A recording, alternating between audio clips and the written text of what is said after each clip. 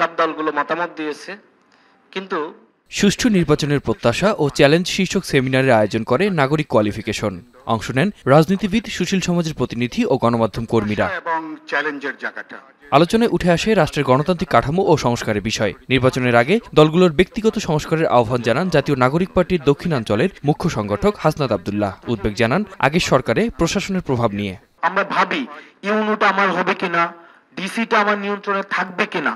তার মানে এখনো পর্যন্ত মনস্তাত্ত্বিক ভাবে আমরা ধরে নিয়েছি যদি অ্যাডমিনিস্ট্রেশন আমার নিয়ন্ত্রণ থাকে তাহলে নির্বাচন রেজাল্টে আমার একটা দৃশ্যমান একটা ব্যবধান আমি নিয়ে আসতে পারবো, যেটা আমার পক্ষে কাজ করবে। সেখানে গুরুত্বপূর্ণ আলোচনা। জামায়াত ইসলামের কেন্দ্রীয় কর্মপরিষদ সদস্য ও ঢাকা মহানগর দক্ষিণের সেক্রেটারি ডক্টর শফিকুল ইসলাম মাসুদ বলেন, একমাত্র তাদের দলই ৩০০ আসনে প্রার্থী দিয়ে কাজ করছে। সেমিনারে জুলাই সনদের আইনি ভিত্তির পাশাপাশি প্রশাসনের নিরপেক্ষতা নিয়ে অনাস্থার কথাও জানান তিনি। এই সংবিধান জাতির জন্য অত্যন্ত গুরুত্বপূর্ণ, নির্বাচন খুবই গুরুত্বপূর্ণ।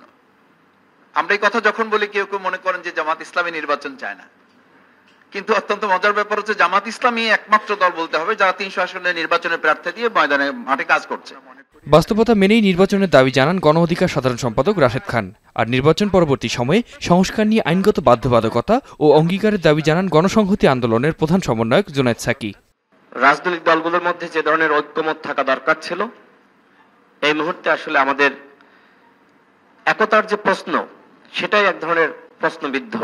যৌক্তিক জায়গাটা আমরা মনে করি যে হ্যাঁ, অনাস্থাকে দূর করার জন্য একটা আইনগত বাধ্যবাধকতা থাকা দরকার। ঐকমত্য, অঙ্গীকার এগুলো অত্যন্ত গুরুত্বপূর্ণ, কিন্তু যদি অঙ্গীকারেই আমরা আস্থা স্থাপন করতে পারছি না, সে কারণে আইনগত একটা বাধ্যবাধকতার জায়গাটা তৈরি করা দরকার যে আগামী জনপ্রতিনিধিরা ঐকমত্যের সংস্কারগুলো বাস্তবায়ন করবে।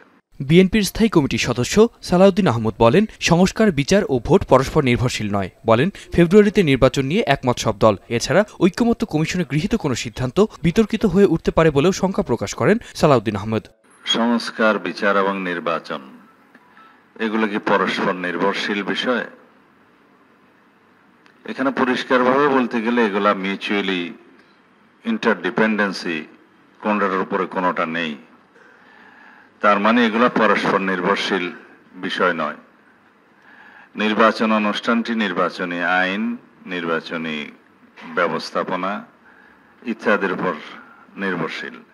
সেই জন্য এই আইন কানুনগুলো ঐকমত্য কমিশনের মাধ্যমে যে সংশোধনের প্রস্তাবগুলো গৃহীত হয়েছে সেগুলো অবশ্যই নির্বাচনের আগে বাস্তবায়ন হওয়া দরকার।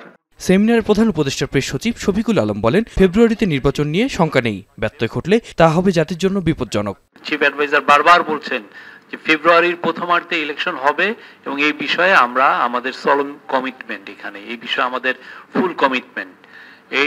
এটার কোনো ব্যত্যয় হবে না এবং এটা যদি কোনোভাবে এটার কোনো কেউ এটাকে ব্যত্যয় করার চেষ্টা করেন, সেটা হবে জাতির জন্য একটা মহা বিপর্যয়। দেশ ও জাতির কল্যাণে নির্বাচন আয়োজনে সকলকে একযোগে সাহায্য করতে আহ্বান জানান প্রেস সচিব। আতিক মেজবাহ, এখন ঢাকা।